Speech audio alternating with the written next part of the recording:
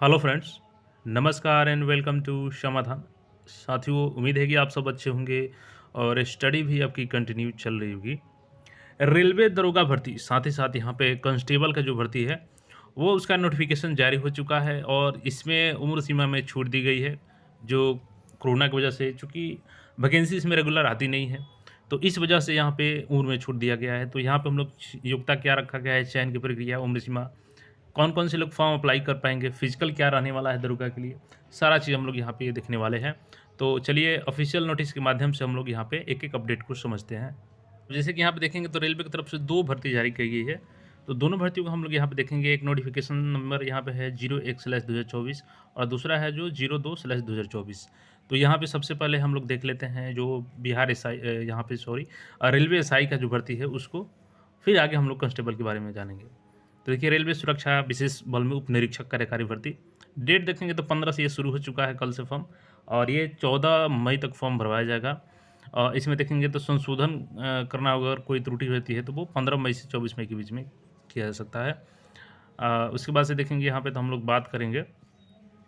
देखिए, उम्र सीमा में दिया गया है, क्लियर मेंशन किया गया है, इसमें कोविड महामारी के कारण एक बार के उपाय के रूप में निर्धारित आयु सीमा में 3 वर्ष की छूट शामिल है। यानी कि मतलब एक ही बार केवल इस भर्ती के लिए 3 साल की छूट दी गई है। आगे अब भर्ती आएगी तो उसमें आपको छूट नहीं दी जाएगी।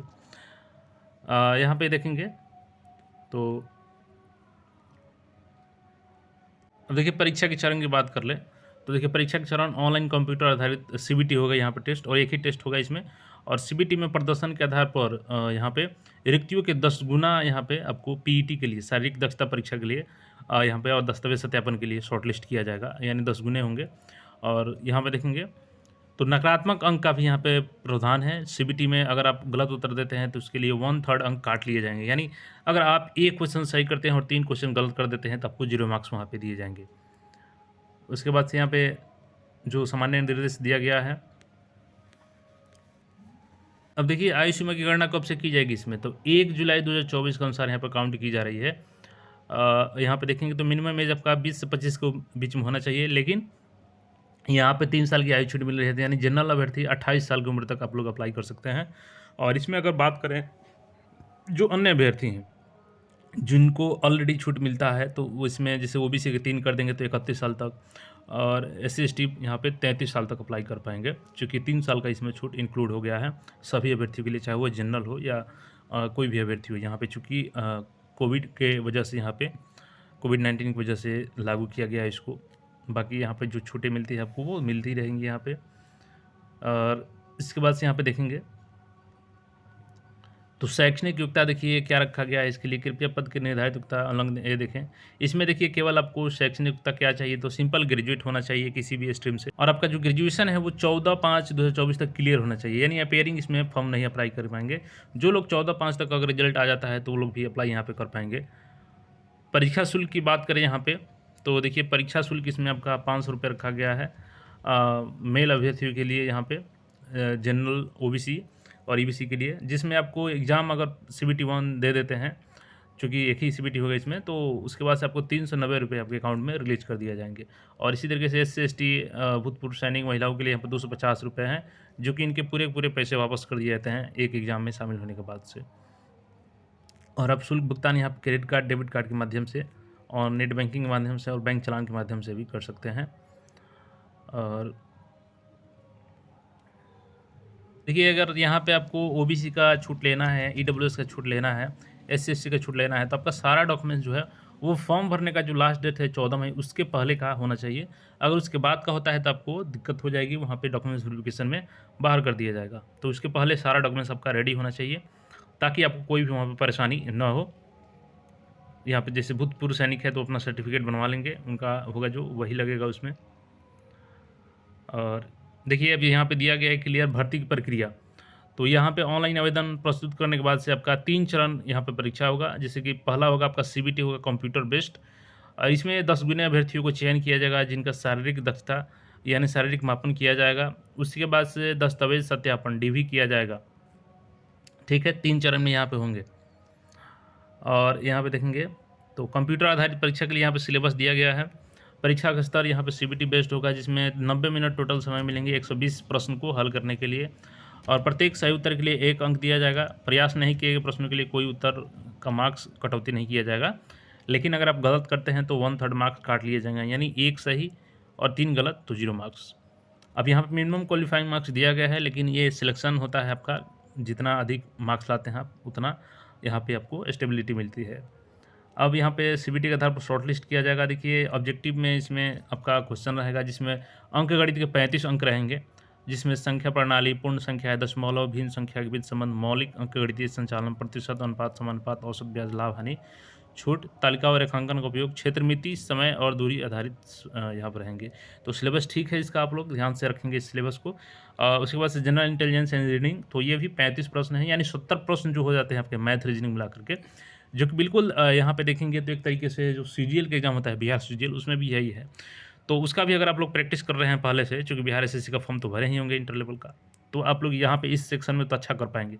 उसके बाद से सामान्य जागरूकता, तो देखिए बिल्कुल सेम वहीं पे है, 50 अंक यहाँ भी है, वहाँ भी है। तो बिल्कुल आप अगर बिहार एसएससी का तैयारी कर रहे हैं ना, तो इसके लिए आपको अलग से कोई तैयारी करने की ज़रूरत ही नहीं है, क्योंकि बिल्कुल सिलेबस सेम है। अब यहाँ पे देखेंगे तो पीटी कैसे होगा, तो देखिए यहाँ पे कांस्टेबल से आसान है। उप निरीक्षक पुरुष के लिए यहाँ पे 6 मिनट 30 सेकंड का समय मिलेगा 1600 मीटर के लिए, और महिला के लिए यहाँ पे 800 मीटर का दौड़ करना है 4 मिनट में। लंबी कूद पुरुषों के लिए 12 फीट है, ऊंची कूद 3 फीट 9 इंच है, और महिलाओं के लिए 9 फीट लंबी कूद और ऊंची कूद 3 फीट है। अब देखिए हाइट की बात कर ले, तो पुरुष अभ्यर्थी ईडब्ल्यूएस ओबीसी के लिए यहाँ पे 165 सेंटीमीटर हाइट होना चाहिए, और इस कैटेगरी की महिलाओं के लिए 157 सेंटीमीटर होना चाहिए, और पुरुषों के लिए यहाँ पे चेस्ट जो बिना फुलाए 80 और फुला करके 85 होना चाहिए। जबकि एससी एसटी जो मेल कैंडिडेट है उनको हाइट 160 चाहिए, और फीमेल के लिए उनके 152 हाइट चाहिए, और 76.2 इनका चेस्ट होना चाहिए बिना फुलाए, और फुला करके 81.2 होना चाहिए। और यहाँ पे जो गोरखा मराठा ये हैं, इनके लिए 163 मेल के लिए हाइट है, फीमेल के लिए 155 है, और यहाँ पे इनका चेस्ट 80 और 85 है, फुलाए और बिना फुलाए। ठीक है, अब यहाँ पे हो गया दौड़ से लेकर के, चूँकि कांस्टेबल से आसान है यहाँ पे दौड़, मेन आपका एग्ज़ाम है, एग्ज़ाम क्वालिफाई कर जाते हैं और फिजिकल पे थोड़ा ध्यान देंगे तो आपका यहाँ पे श्योर है कि सिलेक्शन हो जाएगा।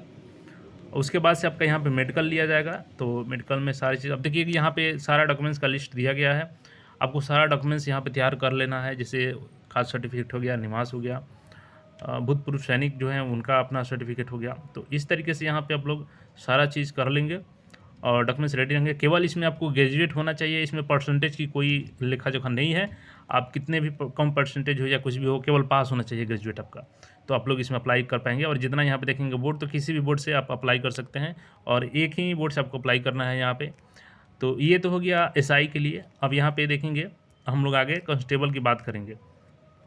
तो चूँकि एसआई का यहाँ पे जो सीट है, और चूँकि रेलवे की हर भर्ती ही अभी कम आ रही है, तो यहाँ पे इसमें भी थोड़ा सीट तो कम है, लेकिन फॉर्म आपको ज़रूर भरना चाहिए, क्योंकि बिहार एसएससी का सिलेबस सेम है यहाँ पे, तो आपको ज़्यादा अलग से इस पर मेहनत करने की ज़रूरत नहीं पड़ेगी। तो एक मौका इसमें आपको मिलेगा, तो फॉर्म को ज़रूर अप्लाई करें। जैसे कि यहाँ पे लेवल 6 का है, बिहार में भी लेवल 6 होता है, लेकिन बिहार दरोगा से ज़्यादा इसमें आपका सैलरी बन जाएगा, ग्रॉस सैलरी, क्योंकि यहाँ पे अलाउंसेस ज़्यादा मिलते हैं। और यहाँ पे देखेंगे तो 452 टोटल रिक्तियाँ हैं। चलिए अब हम लोग कांस्टेबल की बात कर लेते हैं। तो यहाँ पे भी देखेंगे ये कांस्टेबल का जो है 15 से शुरू हो चुका है, और 14 तक इसका भी फॉर्म अप्लाई कर पाएंगे। और यहाँ पे देखेंगे तो सीटों की संख्या 4208 है, और 21,700 यहाँ पे प्रारंभिक सैलरी है। लेवल 3 का ये जॉब होता है। यहाँ भी देखेंगे तो उम्र सीमा में आपको 3 साल की छूट दी गई है कोविड महामारी को लेकर के। और यहाँ पे भी देखेंगे तो उम्र सीमा का वही है, 1 जुलाई 2024 से मिनिमम एज काउंट किया जाएगा और मैक्सिमम एज, हालांकि सभी को यहाँ पर 3 साल की छूट दी जाएगी। तो जनरल अभ्यर्थी 28 साल तक, और ओबीसी 31, और SC ST 33 साल तक फॉर्म को अप्लाई कर पाएंगे। यहाँ पे भी 10 गुना अभ्यर्थियों को चयन किया जाएगा सीबीटी के आधार पर फिजिकल के लिए, और यहाँ भी 1/3 निगेटिव अंक रखा गया है, यानी निगेटिव अंक यहाँ भी सेम रखा गया है।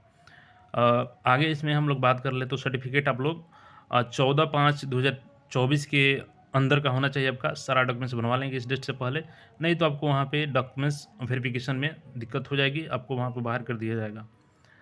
अब देखिए यहाँ पे जो अन्य यहाँ पे दिया गया है अपडेट्स, तो देखिए उम्र सीमा वही है, यहाँ पे फिर से रखा गया 28 से 25, लेकिन 3 साल 18 से 25 है, तो 18 से 28 तक आप लोग भर पाएंगे, चूँकि ये 12th लेवल पर होता है। और इसमें भी कोई परसेंटेज की जिक्र नहीं है, केवल आप 12th पास है तो इसके लिए आप एलिजिबल होंगे। और उम्र सीमा में यहाँ पे देखेंगे तो अलग अलग कैटेगरी को यहाँ पे छूट दिया जाएगा। और शैक्षणिक योग्यता देख सकते हैं टोटल यहाँ पे दिया गया है।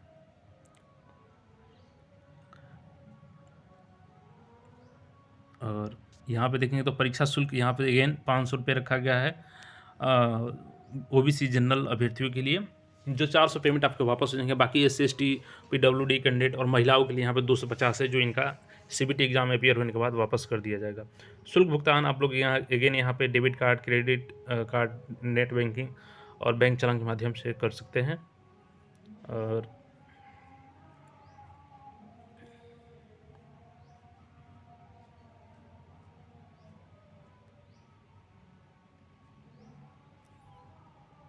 अब देखिए यहाँ पे चयन की प्रक्रिया यहाँ पे अगेन दिया गया है कि 3 स्टेज होगा आपका। पहला होगा CBT, दूसरा होगा शारीरिक दक्षता परीक्षा।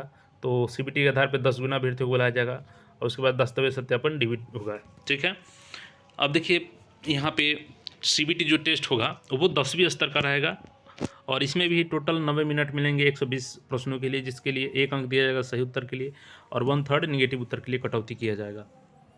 तो यहाँ पे देखेंगे हम लोग CBT। अब देखिए यहाँ पे अगेन सिलेबस वही है, 35 मैथ्स रहेंगे आपको, अंक गणित, ठीक है, और जनरल इंटेलिजेंस एंड रीजनिंग 35 रहेंगे, तो यहाँ पे 70 हो गया। और सामान्य यहाँ पे जागरूकता प्रश्न तो 50। तो जो भी आप लोग दरोगा और दोनों कांस्टेबल दोनों को भरिएगा, क्योंकि सिलेबस दोनों में सेम है, तो इजीली आप लोग यहाँ पे क्वालिफाई कर सकते हैं एक तैयारी से। और PT के लिए 10 गुना यहाँ पे अभ्यर्थियों को बुलाया जाएगा। अब देखिए यहाँ पे दौड़ जो है थोड़ा सा टफ है वहाँ से, चूँकि SI में आपका दौड़ आसान है। तो ग्रेजुएट है तो आप SI का तो जरूर फॉर्म भरिएगा। 5 मिनट 45 सेकंड में 1600 मीटर करना है, जबकि वहाँ पे 6 मिनट 30 सेकंड में करना था। यहाँ पे महिलाओं के लिए 3 मिनट 40 सेकंड में 800 करना है, जबकि वहाँ पे 4 मिनट में करना था। यहाँ पे लंबी कूद 14 फीट है, वहाँ पे कम था। यहाँ पे ऊँची कूद 4 फीट है पुरुषों के लिए, महिलाओं के लिए 9 फीट है लंबी कूद और ऊँची कूद 3 फीट है। तो देख सकते हैं कि यहाँ पे कैसे वेरीज है, थोड़ा सा टफ हो जाता है कांस्टेबल का जो है यहाँ पे आपका फिजिकल। अब देखेंगे तो 165 सेंटीमीटर पुरुषों के लिए हाइट होना चाहिए, EWS UR और OBC के लिए। महिलाओं के लिए 157 होना चाहिए, 80 होना चाहिए पुरुषों के लिए चेस्ट बिना फुलाए, फुलाकर 85। SC ST के लिए हाइट पुरुषों का 160 और महिलाओं का 152 और पुरुषों का यहाँ पे चेस्ट 76.2 होना चाहिए और फुलाकर के 81.2। और मराठाओं गोरखों के लिए पुरुष का 163, महिलाओं के लिए 155 और पुरुष का यहाँ पे चेस्ट 80 होना चाहिए बिन फुलाए और फुलाए 85 होना चाहिए। तो यहाँ पे देख सकते हैं कि फिजिकल थोड़ा सा टफ है कांस्टेबल का SI के बदले। ठीक है, अब प्रमाण पत्र का यहाँ पे जो होगा सभी आपका डेट 14 मई के अंदर का होना चाहिए, उसके बाद का नहीं होना चाहिए। चिकित्सीय परीक्षा यहाँ पे आपका किया जाएगा। आवेदन भरने के लिए यहाँ पे दिया गया है सभी डॉक्यूमेंट्स कैसे होना चाहिए और यहाँ पे सभी बोर्ड्स का दिया गया है नाम, तो किसी भी बोर्ड से आप एक सीट के लिए अप्लाई कर सकते हैं यहाँ पे। और परीक्षा के माध्यम आप हिंदी अंग्रेजी जो भी है जो संविधान में मेंशन किया गया उन सभी भाषाओं के आधार पर आप एग्ज़ाम दे सकते हैं। तो एग्ज़ाम में आपको ऑप्शन मिलता है उस समय चूज़ करने का, तो इसमें ज़्यादा कोई परेशानी होने वाला नहीं है। तो ये डिटेल्स था, आप लोग फॉर्म को ज़रूर अप्लाई कर लीजिएगा। और SC ST अभ्यर्थियों को तो यहाँ पे निःशुल्क यात्रा भत्ता भी मिलता है, यानी टिकट भी मिल जाता है एक तरफ से एग्ज़ाम देने के लिए। तो ये अपडेट था, बाकी कोई क्वेरी हो तो आप लोग कमेंट करके पूछ सकते हैं। और यहाँ पर देख सकते हैं, अब देखिए अगेन यहाँ पे सॉरी एक बार मैं कंफर्म कर दूँ आपको, जो कांस्टेबल लेवल 3 है इसके लिए केवल यहाँ पे दिया गया है 10वीं पास, यानी 12th नहीं बल्कि 10वीं पास पे भी आप लोग अप्लाई कर सकते हैं यहाँ पे। तो जो लोग भी 10वीं पास है वो लोग यहाँ पे अप्लाई कर सकते हैं। मैंने गलती से बोल दिया था वहाँ पे 12th, तो आप लोग ध्यान देंगे यहाँ पे 12th नहीं है, 10वीं पास ही है। केवल वहाँ पे आपका SI के लिए ग्रेजुएट होना चाहिए और ये डॉक्यूमेंट्स का फॉर्मेट है। कोई क्वेरी हो तो आप कमेंट करके पूछ सकते हैं। फिर मिलते हैं नए अपडेट में, धन्यवाद।